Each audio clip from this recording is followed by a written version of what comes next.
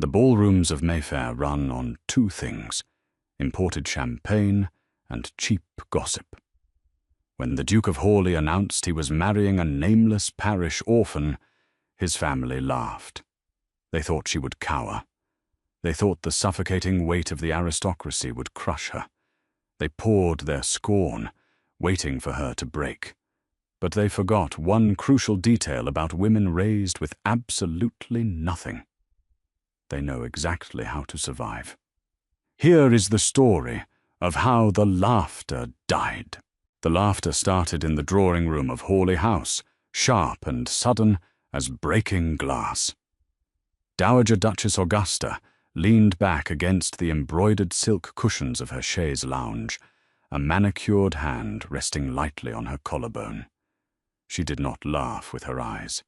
Her eyes were flat, assessing, fixed on the young woman standing beside her eldest son. "Samuel, darling," Augusta said, dabbing the corners of her mouth with a lace handkerchief. "You always did have a remarkably dry sense of humor. A parish foundling?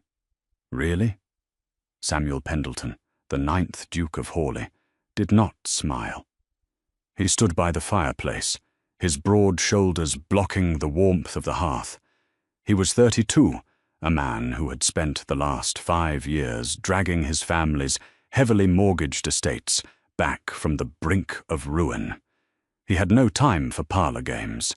"It is not a jest, Mother," Samuel said. His voice was quiet. It carried the immovable weight of a falling stone. "Hannah and I are to be married at the end of the month. You will make the necessary preparations." Beside him, Hannah Hayes remained perfectly still. She wore a sensible grey wool dress that had been mended twice at the elbows. In a room dripping with gilt mirrors and imported damask, she looked like a sparrow that had flown into a gilded cage, but her chin was level. Her gaze was steady. She felt the burning stares of Samuel's siblings. Lord Colin, lounging by the window with a crystal glass of brandy, snorted openly. Lady Clara, seated rigidly at the pianoforte, hid a sneer behind her sheet music. Hannah knew exactly what they saw. Dirt. Charity. An insult to their bloodline. She had expected this. You do not grow up scrubbing the stone floors of the St. Jude Parish orphanage without learning how the world views the penniless. She had spent the last 4 years working as a bookkeeper and paid companion to Samuel's eccentric, estranged aunt in Somerset. That was where Samuel had found her. He hadn't noticed her face first. He had noticed her ledgers.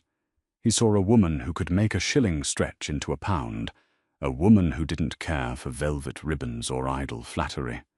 He needed a partner to manage the colossal, crumbling empire of Hawley. She needed a roof that wouldn't leak, and a life where she was no longer one missed wage away from starvation. It was a transaction, nothing more. At the end of the month, Augusta's laughter abruptly ceased. The temperature in the room dropped 10 degrees. She stood up, the heavy lavender silk of her gown rustling like dry leaves. "You cannot be serious. You are the Duke of Hawley. You have obligations. You cannot marry a nobody. Good God, Samuel. Does she even have a surname?" "Hayes," Hannah said. It was the first time she had spoken since entering the room. Her voice was calm, pitched low so they had to strain slightly to hear her. "The parish gave it to me." Colin took a slow sip of his brandy. "How charming." "She speaks.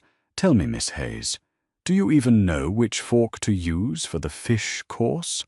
Or do they serve gruel with a wooden spoon at the parish?"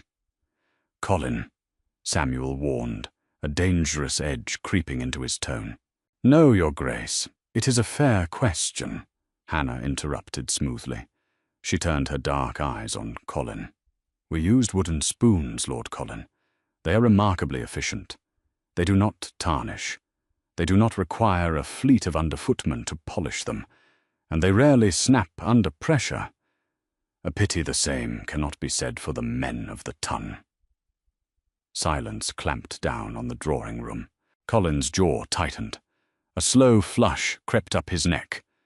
Clara gasped, her hands faltering on the piano keys. Augusta's eyes narrowed into terrifying little slits. Samuel's mouth twitched. It was the ghost of a smile, there and gone before anyone but Hannah could catch it. "She's entirely unsuitable," Augusta hissed, turning her back on Hannah to address her son. "Society will tear her to shreds. The patronesses at Almack's will cut her dead. You'll make a laughingstock of this family."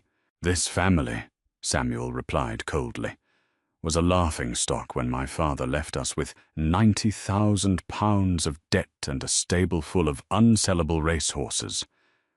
I fixed that. I will marry whom I choose."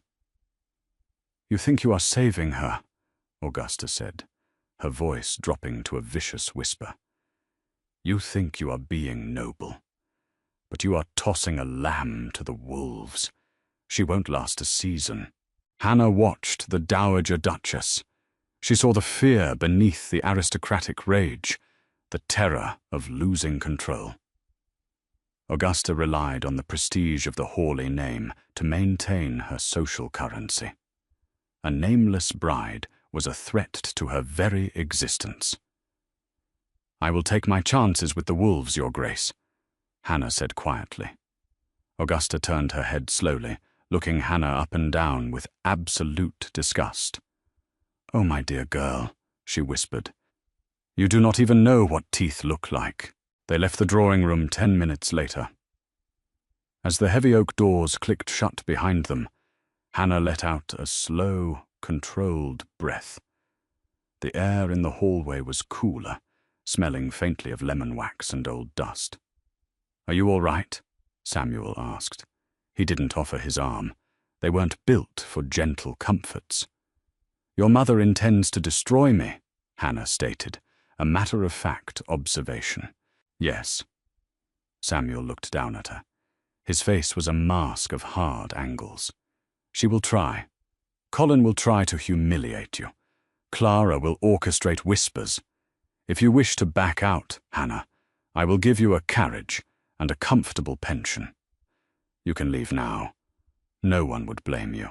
Hannah looked back at the closed drawing-room doors. She heard the muffled, frantic voices inside. She thought of the cold winters at St. Jude's, the gnawing ache of real hunger, the feeling of being entirely, utterly disposable. "I am not leaving," Hannah said. "But you should tell your mother to cancel the order for the new silver polish." Samuel frowned in confusion. "Why?" "Because," Hannah said, finally looking up at him, "we are going to need the money for the tailor. If I am to be a duchess, I refuse to look like a victim."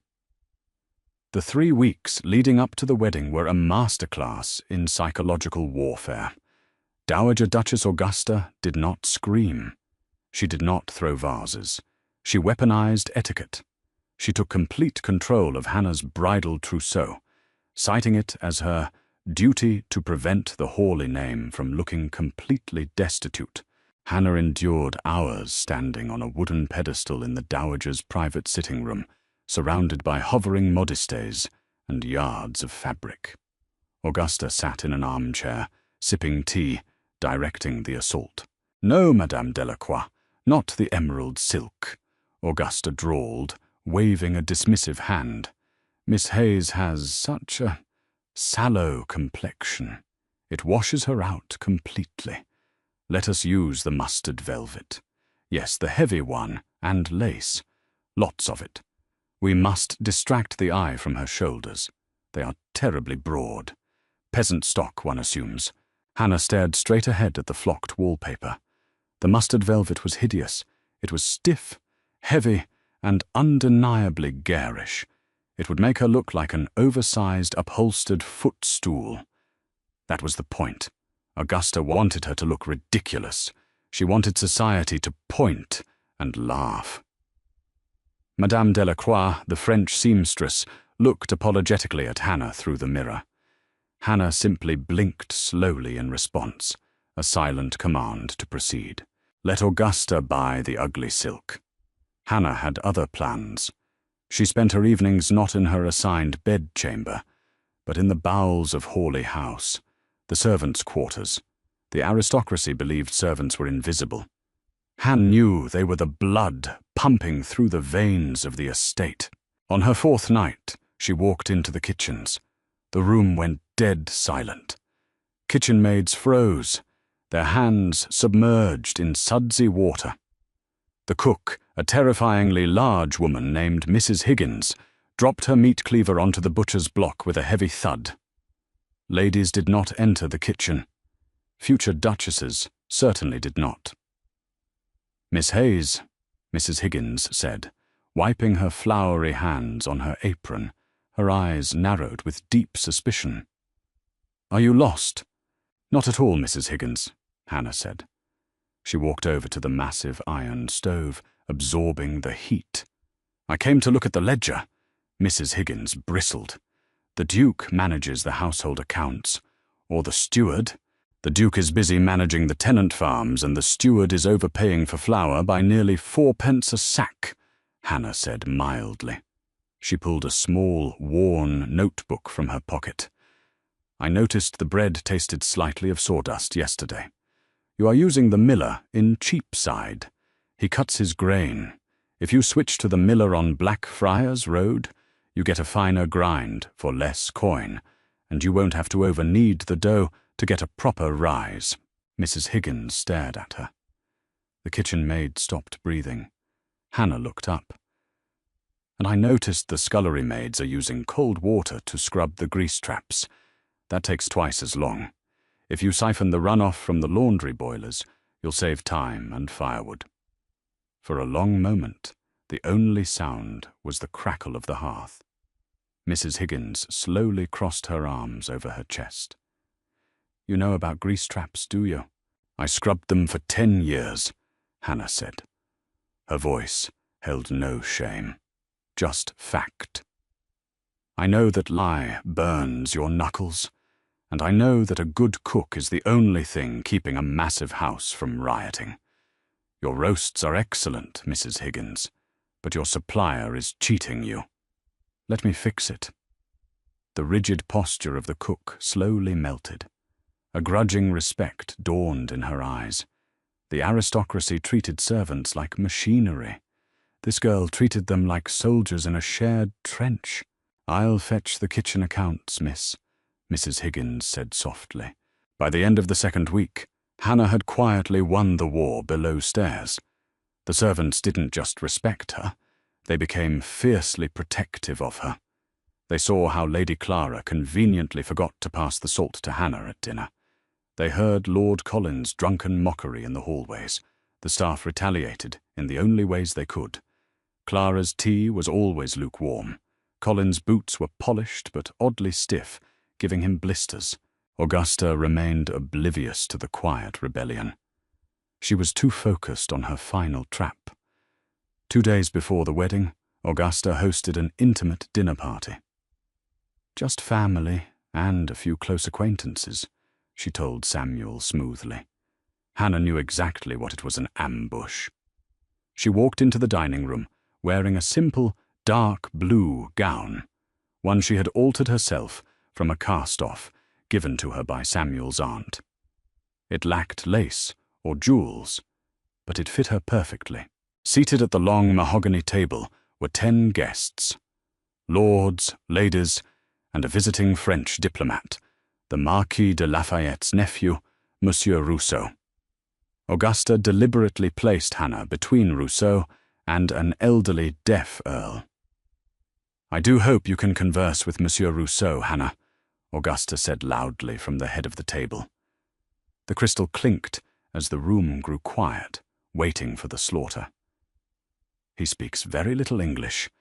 Such a pity," Augusta smiled. It was a vicious, triumphant thing. She fully expected Hannah to sit in agonizing silence for 2 hours, proving her utter lack of refinement to the cream of society. Monsieur Rousseau turned to Hannah, offering a polite but strained smile. He braced himself for the awkwardness.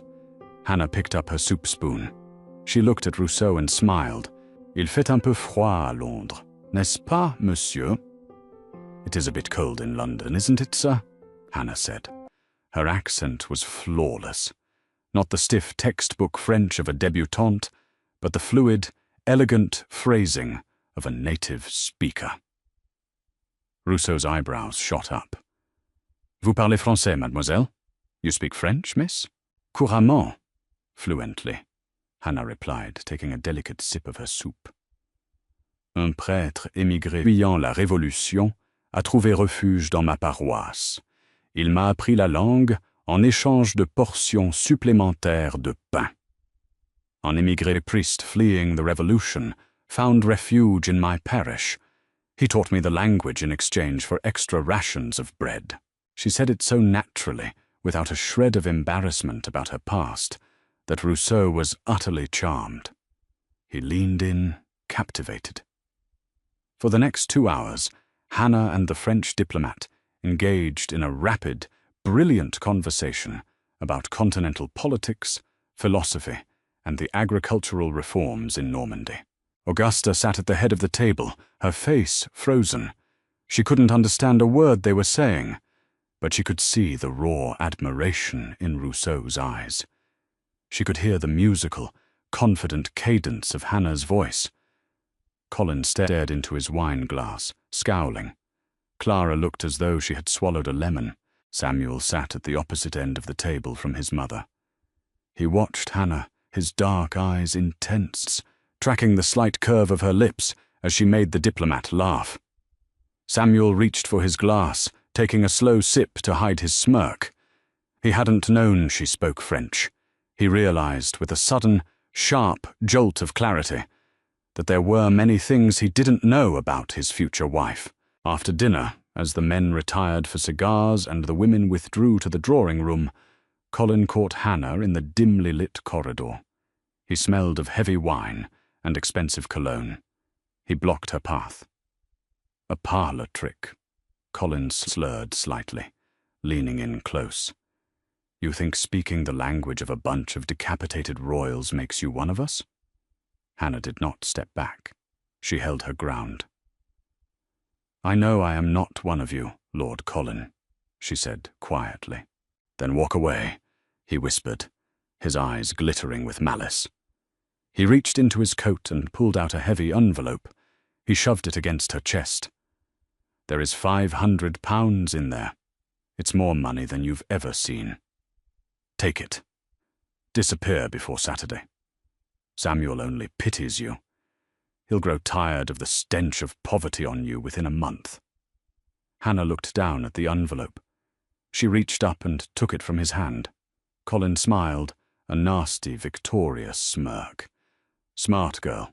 Hannah walked over to the small table holding a silver candelabra. She didn't open the envelope. She simply held the corner of it to the flame. The paper caught instantly. Colin's jaw dropped. Are you mad? That is £500!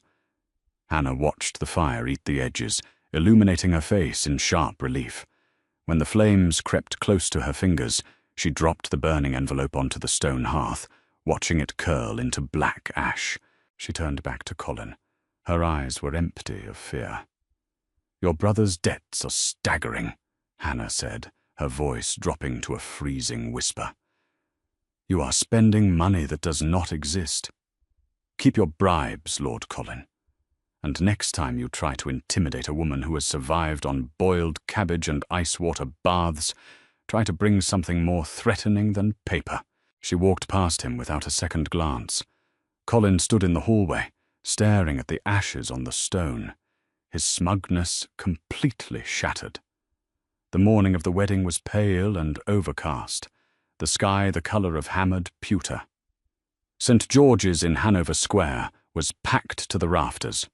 The pews were crammed with dukes, earls, viscounts, and their gossiping wives. They had come for blood. They had come to see the Duke of Hawley marry a beggar. In the vestibule of the church, Augusta stood waiting with Samuel. The dowager wore a triumphant look. Today was the day Hannah would wear the mustard velvet monstrosity, The entire ton would see her looking like a garish, tasteless clown. It would forever brand her as an outsider.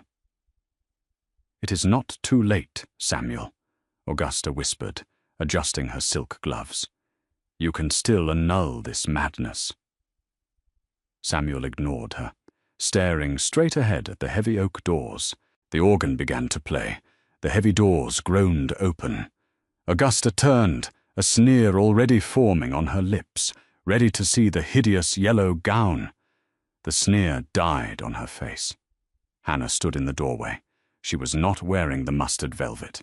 She wore a gown of pure, breathtakingly simple white silk. It had no ruffles, no heavy lace, no garish embroidery. It was tailored with such exacting precision that it moved like liquid glass around her body. The neckline was elegant and modest, drawing the eye up to her long neck and the sharp, striking angles of her face. Her dark hair was swept up into a severe, elegant twist, held in place by a single silver comb. She did not look like an orphan. She looked like a Roman statue brought to life, cold, regal, and utterly untouchable. A collective, stunned hush fell over the 300 aristocrats in the pews. The whispering stopped instantly. Augusta's face went chalk white. She whipped her head around, looking for Madame Delacroix in the back rows. How had this happened? She didn't know that 3 days ago, Hannah had handed the mustard velvet dress to Mrs. Higgins and told her to cut it up for dust rags. She didn't know that the estate's seamstresses, loyal to Hannah after she had secured better coal for their drafty workrooms, had stayed up for 2 consecutive nights, altering a plain silk gown Hannah had bought at a fraction of the cost from a warehouse in Cheapside. Hannah walked down the aisle. She did not lower her eyes. She met the stares of the ton with a cool, unblinking gaze. Samuel watched her approach. His chest tightened. For the first time in his life, the impenetrable wall of duty and exhaustion that shielded his heart cracked. He had wanted a capable partner. He had not expected a queen. When she reached the altar, Samuel took her hand. Her fingers were cold, but her grip was firm. "You look," Samuel murmured, his voice tight. "Formidable." "We have a war to win, Your Grace," Hannah whispered back, her eyes fixed on the altar. "I dressed for it." The ceremony was a blur of ancient Latin and heavy incense. When they turned to face the congregation as the Duke and Duchess of Hawley, Hannah felt the sudden, crushing weight of the title. It was invisible, but it was there, settling over her shoulders like an iron mantle. The reception at Hawley House was an exercise in high-stakes maneuvering. The ballroom was suffocatingly crowded. Augusta was desperate. Her wardrobe trap had failed. Her dinner trap had failed. She needed a killing blow. Halfway through the breakfast, as Hannah was expertly navigating a conversation with the intimidating Duchess of Devonshire, the crowd suddenly parted. Lady Caroline entered the circle. She was the daughter of an earl, stunningly beautiful, with spun gold hair and calculating blue eyes. She was the woman Augusta had desperately wanted Samuel to marry. She was also, allegedly, the woman who had broken Samuel's heart before he left for the continent years ago. Caroline stopped in front of Hannah, looking her up and down with an expression of performative pity. "So," Caroline said loudly, ensuring the surrounding lords and ladies fell silent to listen, "you are the new Duchess. Samuel has always been so charitable. Tell me, Your Grace, is it true you grew up without shoes? How fascinating. The transition from mud to marble must be quite dizzying for you." The crowd held its breath. Clara smirked behind her fan. Augusta gripped her champagne flute, eyes gleaming. This was it. The public humiliation. Hannah would either cry, snap in anger, or cower. Any reaction would prove she was base-born. Samuel took a step forward, his jaw tight, ready to intervene and throw Caroline out of his house.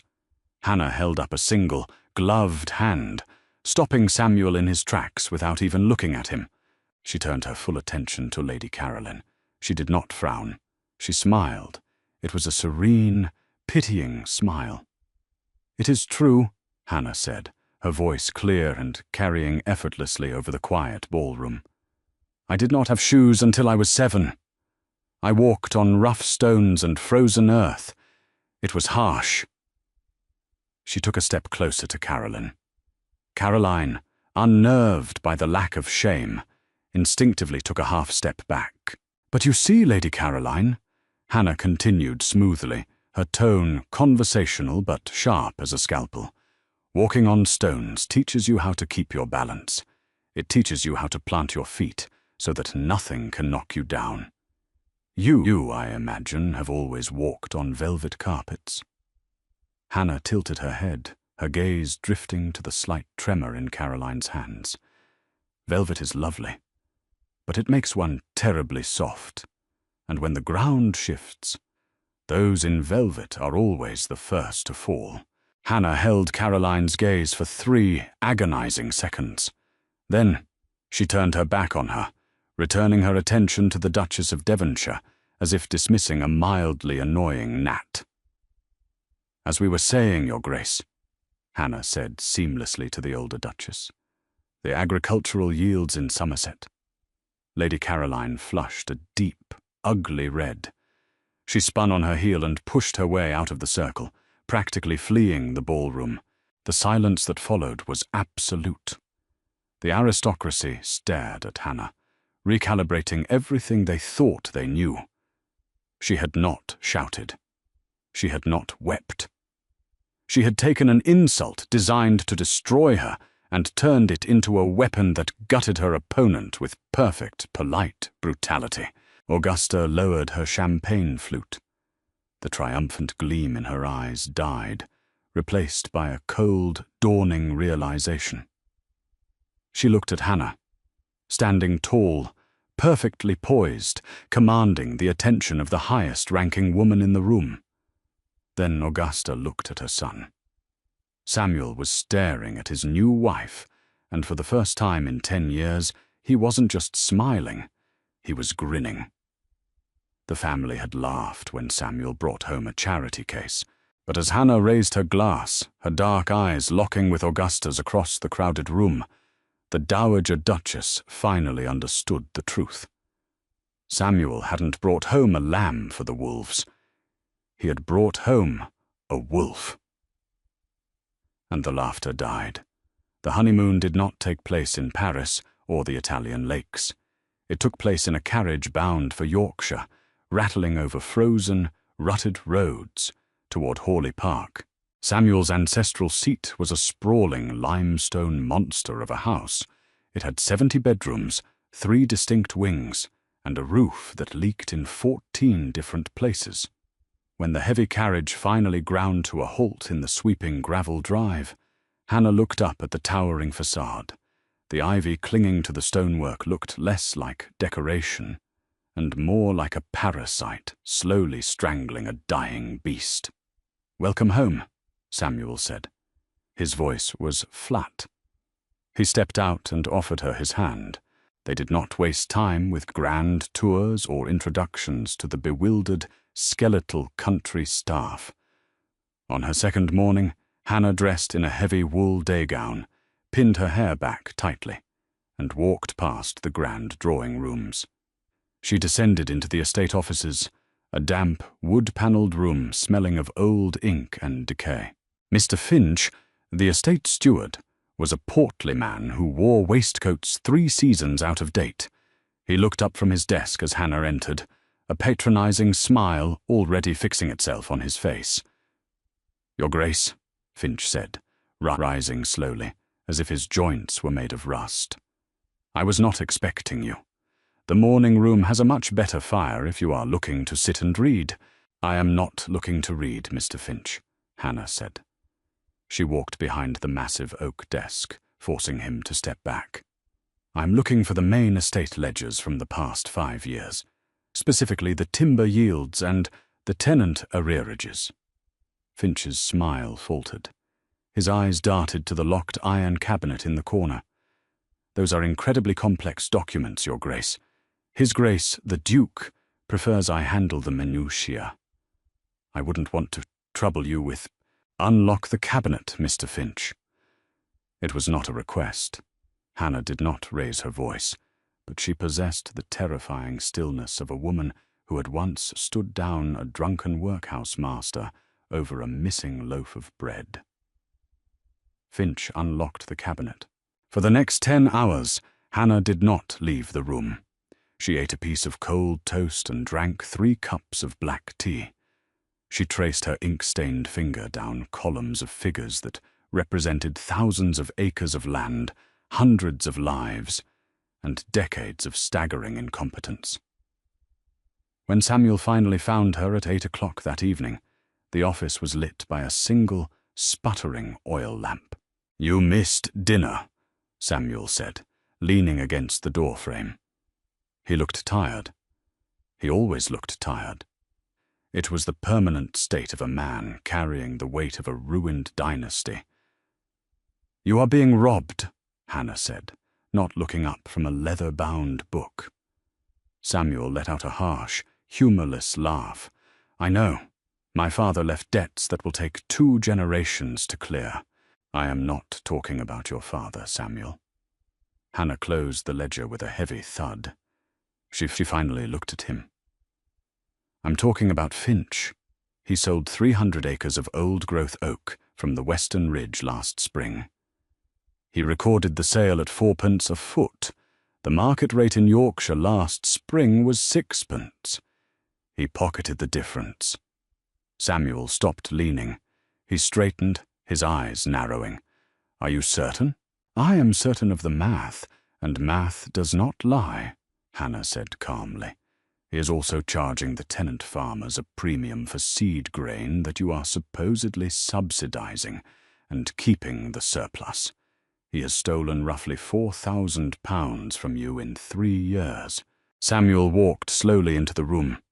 He looked at the stacks of paper, the cross-referenced ledgers, the notes Hannah had scrawled in her sharp, precise handwriting. He had spent 5 years trying to stop the bleeding of his estate, riding from farm to farm, exhausted, angry, and alone. He had never thought to look closely at the man holding the bandages. "Finch has been with my family for 20 years, Samuel murmured, anger vibrating beneath his quiet tone. "A parasite can live in a host for a lifetime if the host doesn't bother to check for a pulse," Hannah replied. She stood up, rubbing her temples. "Fire him tomorrow. Send the magistrate after him for the missing funds. I have already drafted the writ of dismissal." She slid a crisp piece of parchment across the desk.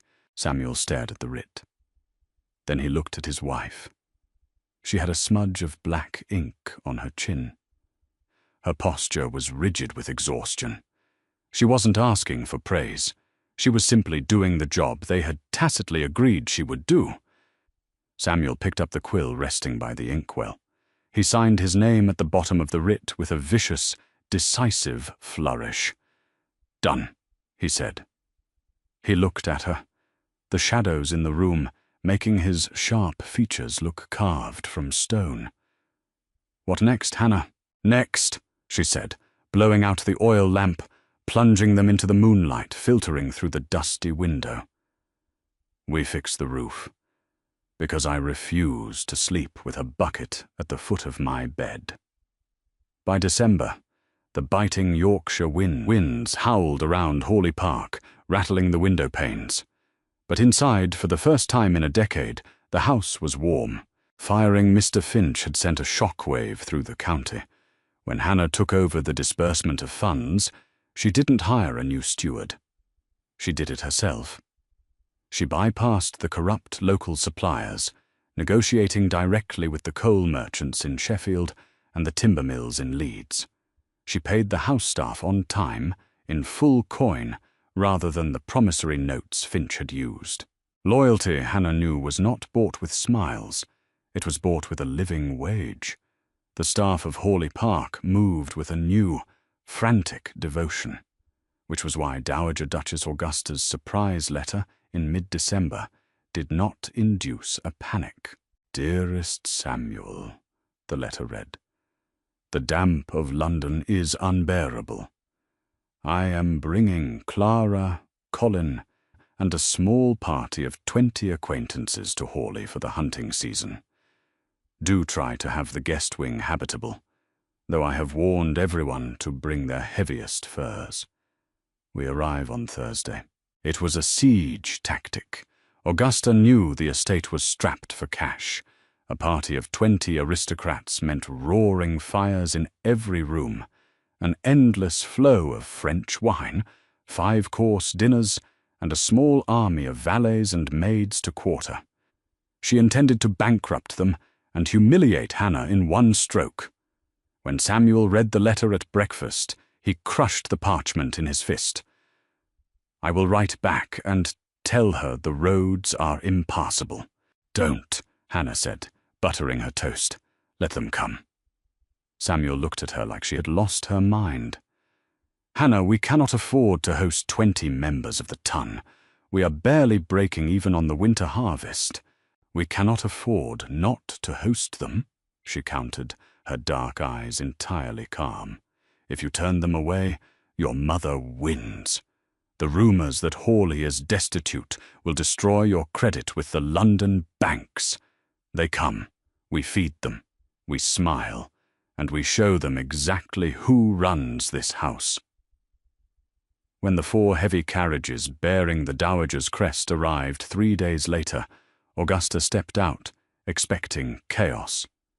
She expected shivering footmen and the smell of boiled cabbage. Instead, the massive front doors were thrown open by a line of immaculate liveried footmen. The entrance hall was radiating heat from a roaring fire. The smell of roasted pheasant and hot spices drifted from the kitchens. Hannah stood at the top of the stone steps. She wore a deep green velvet gown, unadorned but cut perfectly to her frame. She looked every inch the Duchess. "Welcome, Your Grace," Hannah said, offering a small, polite nod. "I trust the roads were not too punishing." Augusta's eyes narrowed into slits. She swept past Hannah without a word, her eyes darting around, searching for a flaw. She found none. For the next 5 days, Augusta and her guests tried to break the household. They demanded hot water at 3 in the morning. They sent back perfectly cooked meals, claiming they were cold. They tracked mud into the drawing rooms. Hannah absorbed it all like a stone wall taking a light rain. The hot water arrived in 3 minutes. The meals were replaced instantly. The mud was cleaned before it could dry. The staff, fiercely protective of their new mistress, moved like phantoms, executing her orders flawlessly. The turning point came on the 6th day. A heavy blizzard had swept in overnight, dumping 2 feet of snow across the moors. The hunting party was trapped indoors, playing cards and drinking Samuel's brandy. At noon, a young boy, blue-lipped and trembling, hammered on the kitchen doors. He was the son of Elias, one of the tenant sheep farmers on the eastern ridge. "The roof caved," the boy sobbed to Mrs. Higgins. "The snow took it. Me mum is trapped, and the flock is freezing." When Hannah heard the news, she didn't send a footman. She didn't write a note. She walked straight into the main hall, ignoring the aristocrats lounging on the sofas, and pulled on a heavy wool riding cloak and leather boots. Samuel, who had been listening to Lord Hastings complain about the price of cigars, stopped mid-sentence. "Hannah, what are you doing?" "Elias's roof collapsed," she said, tying the cloak tightly at her throat.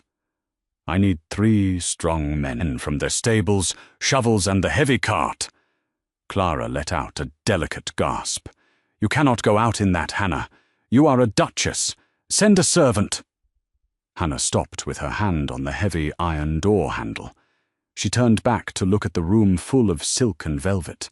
"A servant cannot authorize the emergency release of estate timber to shore up a falling beam, Clara," Hannah said coldly. "And a servant cannot pull a woman from the rubble fast enough." "I can." She pushed the door open, stepping out into the howling white vortex. She didn't get 5 feet before a large, warm hand clamped down on her shoulder. Samuel pushed past her, wearing his thickest riding coat. His jaw was set. "You are not going alone. Get in the cart." They fought the snow for 2 hours to reach the eastern ridge. When they arrived, Elias's cottage was half buried, the thatched roof caved in under the weight of the ice. Hannah didn't hesitate. While Samuel and the stable hands braced the remaining beams with heavy timber, Hannah waded into the freezing debris. She found Elias's wife pinned beneath a shattered table. Her hands bled as she dug through frozen mud and splintered wood, dragging the woman to safety. She wrapped the shivering woman in her own heavy cloak. They returned to Hawley Park hours after dark. The guests were gathered in the grand hall, waiting for dinner. The heavy doors banged open. Hannah and Samuel stood in the threshold. They were covered in mud, soot, and freezing slush. Hannah's hair was plastered to her face, her hands raw and bleeding. The aristocrats stared in horrified silence. Augusta stood up, appalled. "My God, Samuel! You look like laborers." Samuel looked at his mother. Then he looked at his wife, standing tall beside him, freezing, bloody, and entirely victorious. "We awe," Samuel said, his voice echoing in the silent hall. "This is our land. These are our people. If you find the reality of it offensive, Mother, the carriages can be readied in the morning." He didn't wait for a reply. He put his hand on the small of Hannah's back and guided her past the gaping nobles, up the grand staircase. In their private chambers, Samuel poured a bowl of hot water. He didn't call for a maid. He took a linen cloth, knelt before Hannah by the hearth, and gently took her freezing, bruised hands in his. The silence between them was thick, heavy with the adrenaline of the day. Samuel washed the mud from her skin with a slow, meticulous tenderness that contrasted sharply with his massive, calloused hands.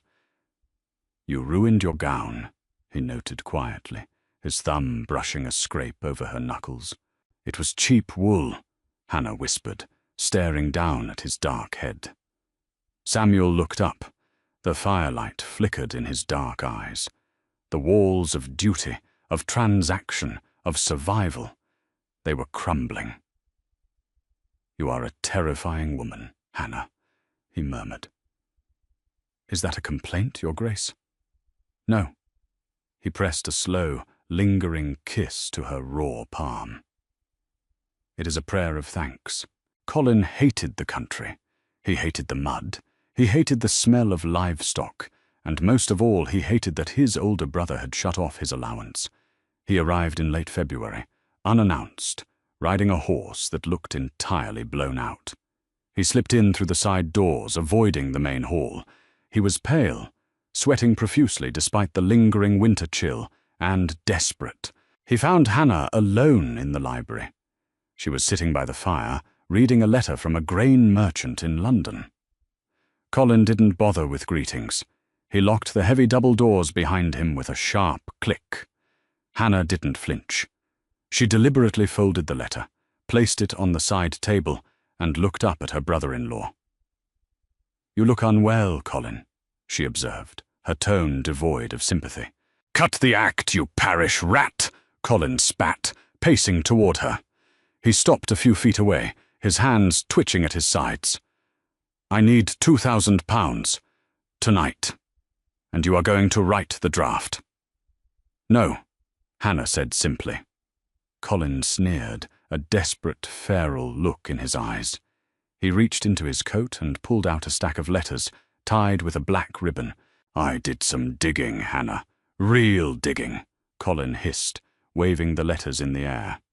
"St. Jude's Orphanage. You told Samuel your parents died of fever. But the parish master keeps extensive, if poorly spelled, records. You weren't a legitimate orphan." Your mother was a dockside whore who dropped you at the gates because she couldn't afford to feed a bastard. He smiled, a hideous, triumphant stretching of his lips. Imagine what Almax will say. Imagine the ton finding out the Duke of Hawley married a dockside bastard.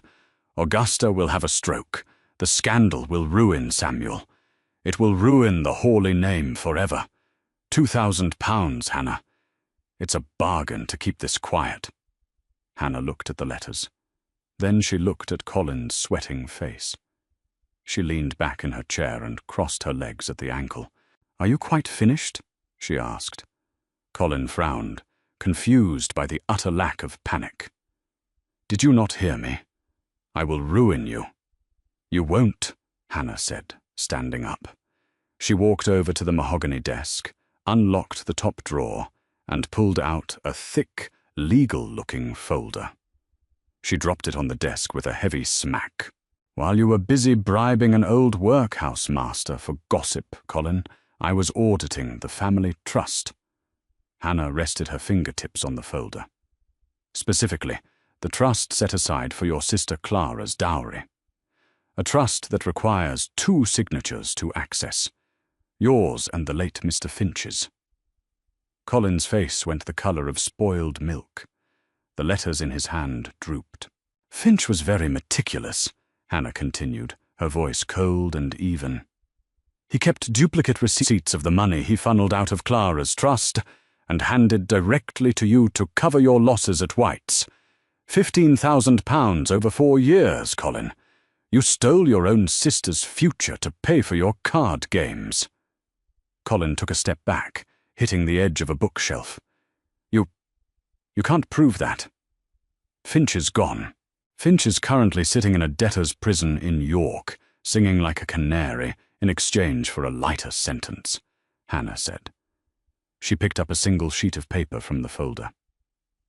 "I also took the liberty of contacting your current creditors. The syndicate in Covent Garden. The ones who break legs when they aren't paid?" Colin swallowed audibly. He looked like he might vomit. "I bought your debt from them yesterday morning," Hannah said, her voice dropping to a terrifying, quiet register. "I used the surplus money I saved this winter to purchase your promissory notes. So you see, Colin, you don't owe the syndicate anymore. You owe me." Colin stared at her, utterly paralyzed. The realization crashed over him like a falling anvil. He had tried to blackmail a woman with rumors. She had blackmailed him with an iron cage. "You're a monster," he whispered. "I am an accountant," Hannah corrected smoothly.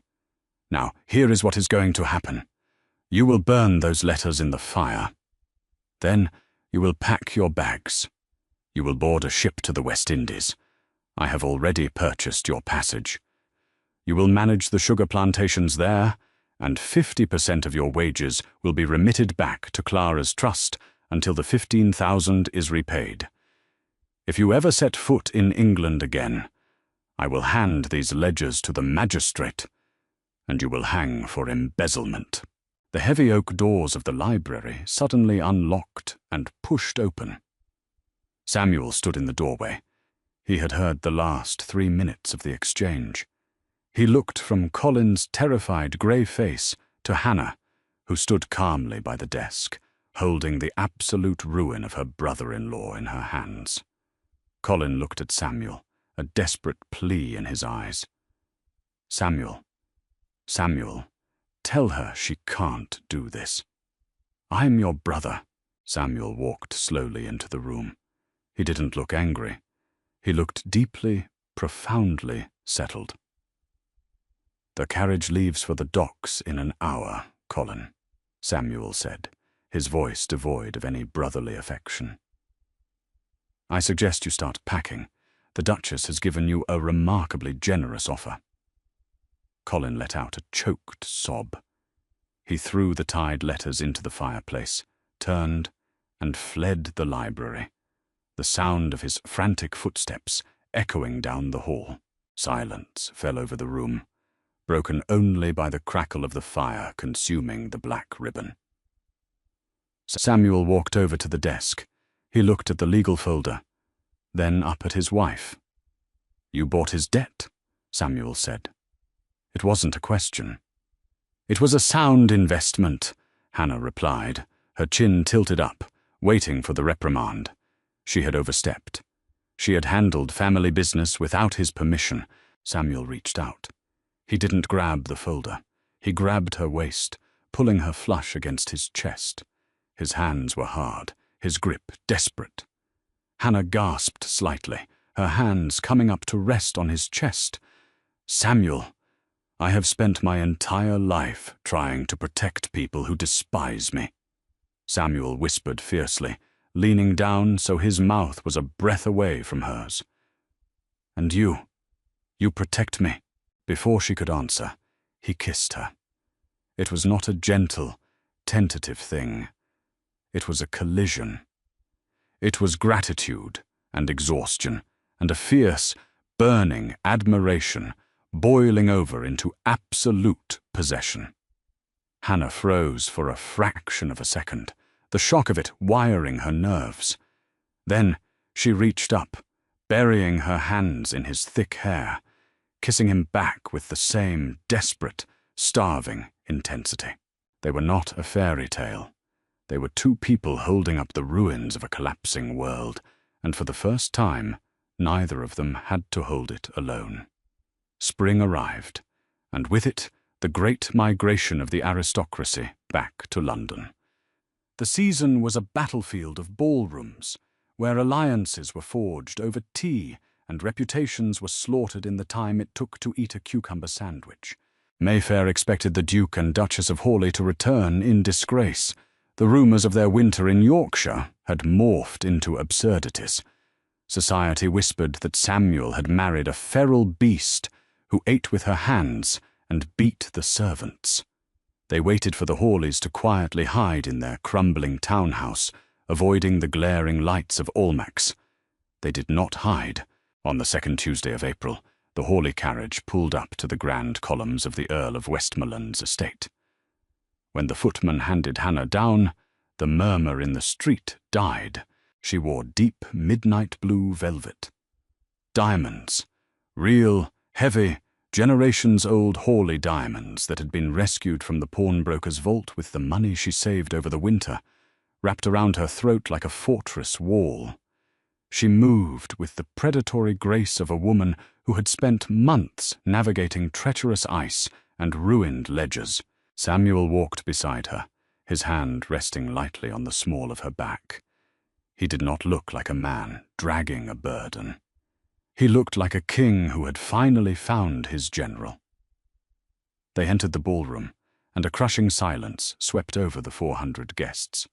The string quartet faltered on a high note before hurriedly recovering. Every eye was fixed on the orphan duchess. Lady Harrington, the undisputed tyrant of the season and a patroness of Almack's, stood near the punch bowl.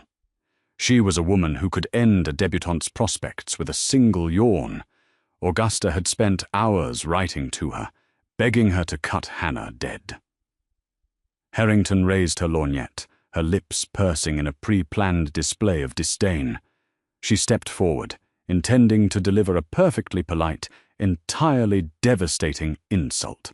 Hannah saw her coming. She did not wait to be attacked. She walked directly toward Lady Harrington, cutting through the crowd like a ship breaking ice. "Lady Harrington," Hannah said smoothly, stopping 2 feet away. She did not curtsy. She inclined her head just enough to acknowledge a peer, but not an inch more. "Your Grace," Harrington replied, her voice dripping with venomous pity. "We are surprised to see you. We had heard the country air was more suited to your robust constitution. London society can be so terribly taxing on those unaccustomed to its complexities." "Complexities are merely poorly managed ledgers, Lady Harrington," Hannah replied, her voice carrying effortlessly. "Speaking of which, I was so sorry to hear about your husband's shipping ventures in the West Indies. The loss of the Albatross must have been a devastating blow to the family coffers." Harrington's pale face went entirely bloodless. Only 3 people in London knew that the Earl of Harrington was on the verge of bankruptcy due to a sunken cargo ship. Hannah was one of them, having quietly bought up the Earl's promissory notes from a panicked London banker the week before. I'm sure I do not know what you mean," Harrington stammered, the lorgnette trembling in her hand. Hannah smiled. It was a terrifying, beautiful thing. "Of course you do, but do not fret. The Duke and I are looking to invest in maritime insurance. If your husband requires a quiet, private loan to avoid public embarrassment, my steward will be available tomorrow at noon. We prefer to keep our peers from drowning." Hannah held Harrington's terrified gaze for 1, 2, 3 seconds. The message was clear. "I own your debts. I own your reputation." Bow. Lady Harrington swallowed hard. The disdain vanished, replaced by the desperate, clawing instinct of a woman trying to survive. She lowered her lorgnette. She sank into a deep, perfectly executed curtsy. "You are too kind, Your Grace," Harrington whispered. "I shall ensure we are formally introduced to the patronesses tomorrow." Hannah nodded once, dismissing the woman, and turned back to Samuel. Samuel was watching her, his chest rising and falling with a slow, controlled breath. The aristocracy ruled through blood and whisper. Hannah ruled through iron and coin. It was vastly more effective. "Did you just blackmail a patroness of Almack's in the middle of a ballroom?" Samuel murmured as he offered her his arm. "I offered a financial lifeline," Hannah corrected, taking his arm and letting him guide her toward the dance floor. She simply understood the terms of the interest. By midnight, the tide of the season had turned. The ton did not respect goodness. They did not respect charity. They respected power, and Hannah wielded it with a cold, terrifying precision. Lords who had mocked Samuel's marriage now found themselves eagerly seeking the Duchess's opinion on agricultural yields. Wives who had sneered at her lack of pedigree now desperately tried to secure an invitation to her tea parlour. Dowager Duchess Augusta watched from the edge of the room, her fingernails biting into the silk of her fan. Her winter siege had failed. Her society allies were crumbling. She needed a killing blow, and she knew exactly where to find it. It was the Hawley Spring Ball. 600 guests packed the sprawling London townhouse. The ceilings were painted with fresh gold leaf. The champagne was imported from France. It was a display of absolute, unshakable wealth. Augusta stood near the grand staircase. She wore black silk, looking like a vulture waiting for the battlefield to clear. At the height of the evening, just before supper was to be announced, the heavy front doors opened. A man stepped into the opulent foyer. He did not belong. He wore a threadbare grey coat, smelled faintly of stale gin, and had the nervous, rat-like eyes of a man accustomed to corners. It was Mr. Grimes, the master of the St. Jude Parish Orphanage. Augusta had paid him £50 to come tonight. The plan was brutal in its simplicity. Grimes was to loudly, tearfully reunite with his former charge in front of the entire ton. He would describe her scrubbing toilets. He would describe picking lice from her hair. He would drag the pristine Duchess of Hawley back into the mud so violently that the stench would never wash off. Augusta caught Grimes's eye and nodded toward the centre of the ballroom, where Hannah stood conversing with the Prime Minister. Grimes wiped his sweating brow and pushed his way through the crowd of silk and velvet. "Hannah!" Grimes shouted. His harsh, uncultured voice cracked like a whip over the elegant hum of the ballroom. "Little Hannah Hayes!" The music screeched to a halt. 600 aristocrats turned their heads. Grimes stumbled forward, playing the part Augusta had bought. "Oh, look at you, all dressed up in diamonds. Do you remember me, girl?" Do you remember old Mr. Grimes, who gave you the crusts from his own table when you were nothing but a starving bastard at St. Jude's? The silence in the ballroom was absolute, suffocating. Clara covered her mouth with her fan. Augusta's eyes burned with vicious triumph. Samuel's face went dark with lethal fury. He stepped forward to physically throw the man into the street, his hands balling into fists. Hannah put a hand on Samuel's chest, stopping him. She did not gasp. She did not blush. She did not run away weeping. She slowly turned to face Mr. Grimes. The diamonds at her throat caught the light of 1,000 candles. She looked at him with the detached, clinical interest of a scientist observing an insect on a pin. "Mr. Grimes," Hannah said. Her voice was not loud, but it possessed a razor-sharp clarity that carried to the furthest corners of the room.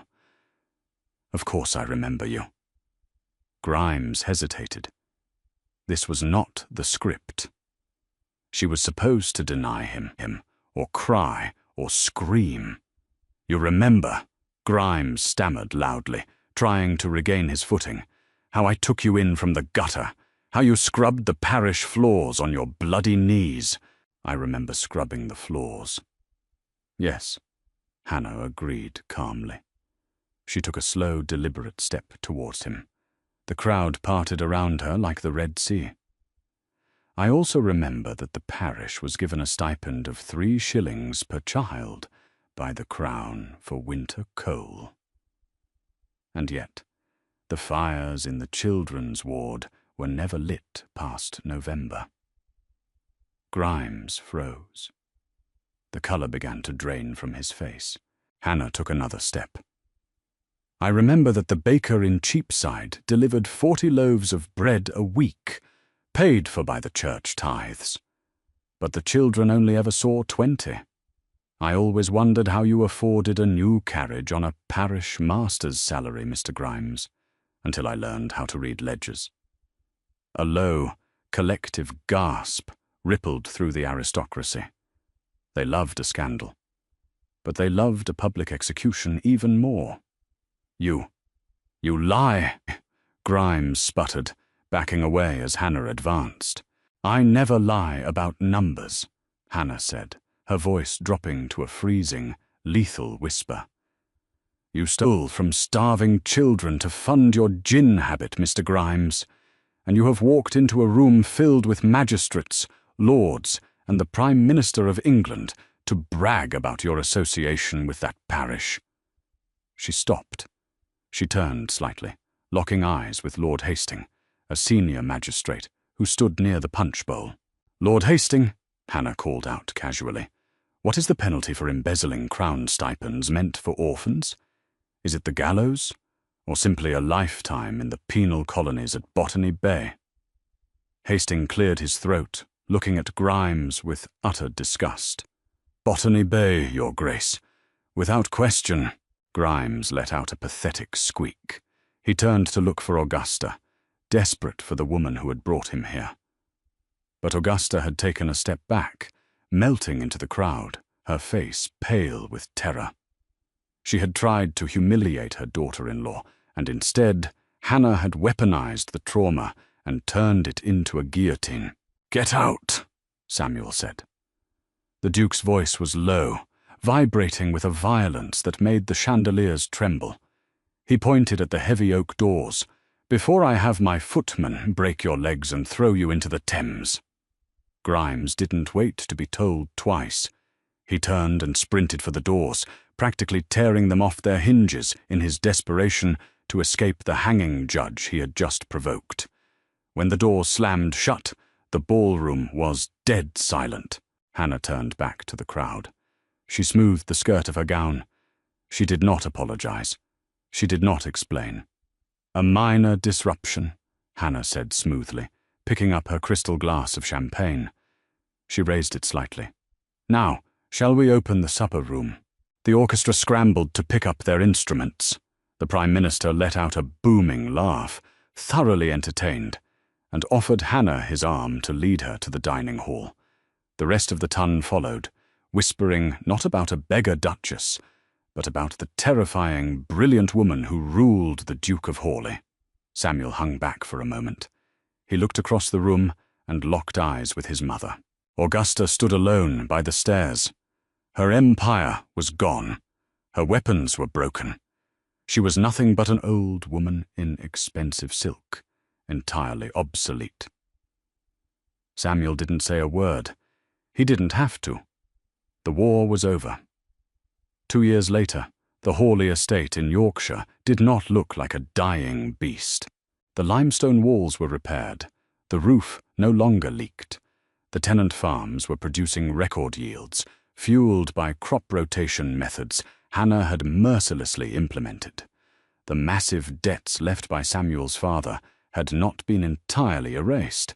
Such things took a lifetime, but the interest was paid, the principal was shrinking, and the Hawley name was once again synonymous with untouchable power. Augusta had been quietly relocated to the Dower House in Bath. She claimed the waters were good for her nerves. In reality, she could no longer stand to live in a house where the servants answered to Hannah before they answered to God. It was late October, the air crisp and smelling of wood smoke. Hannah sat in the estate office, a ledger open in front of her.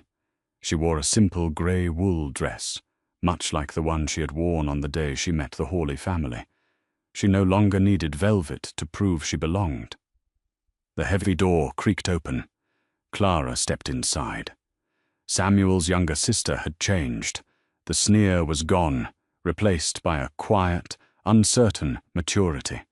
With Colin exiled to the West Indies and their mother in Bath, Clara had been left entirely in Hannah's orbit. "Hannah," Clara said hesitantly, clutching a piece of stationery. I received an offer of marriage from Lord Wexford."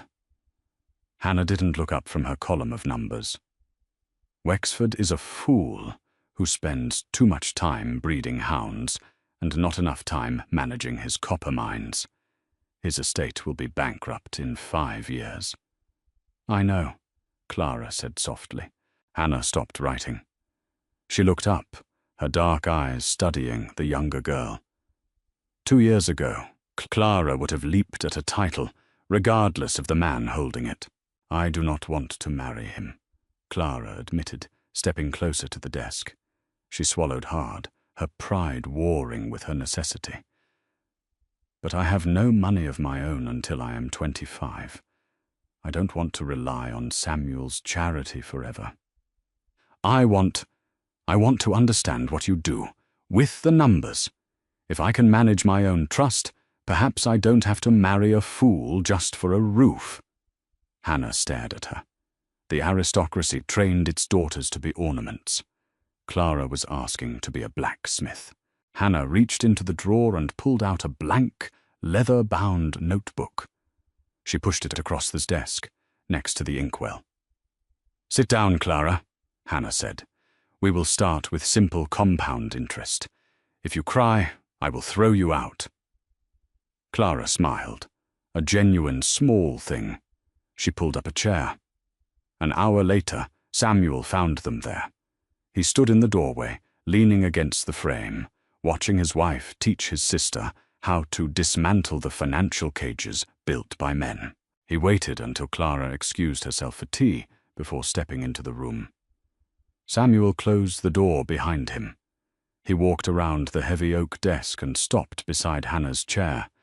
He looked tired.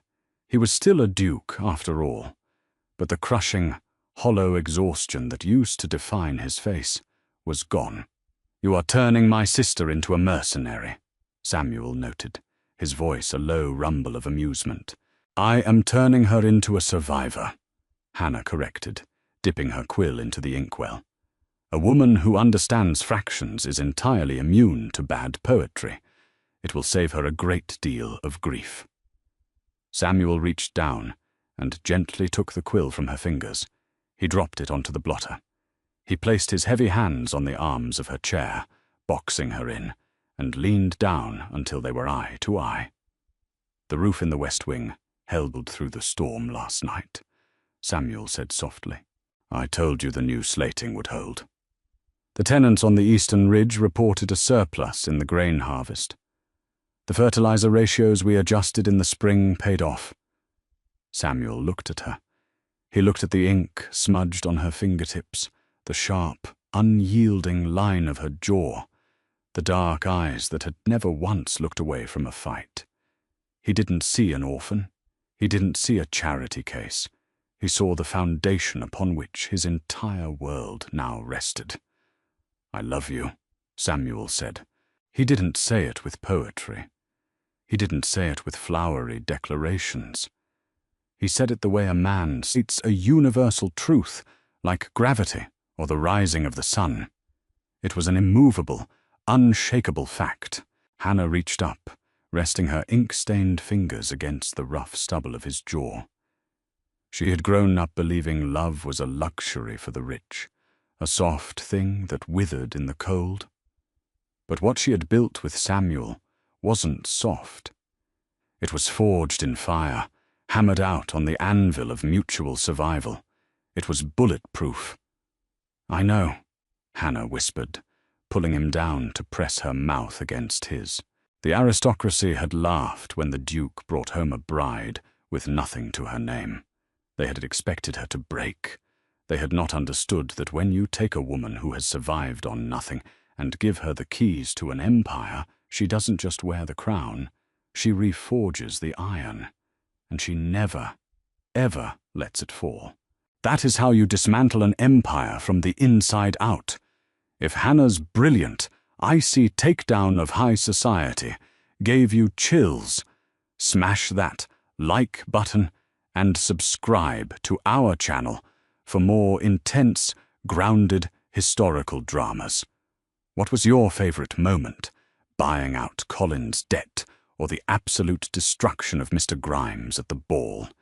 Let us know in the comments below. Don't forget to share this video with someone who loves a fiercely capable heroine who fights with ledgers instead of tears. Turn on the notification bell so you never miss a story.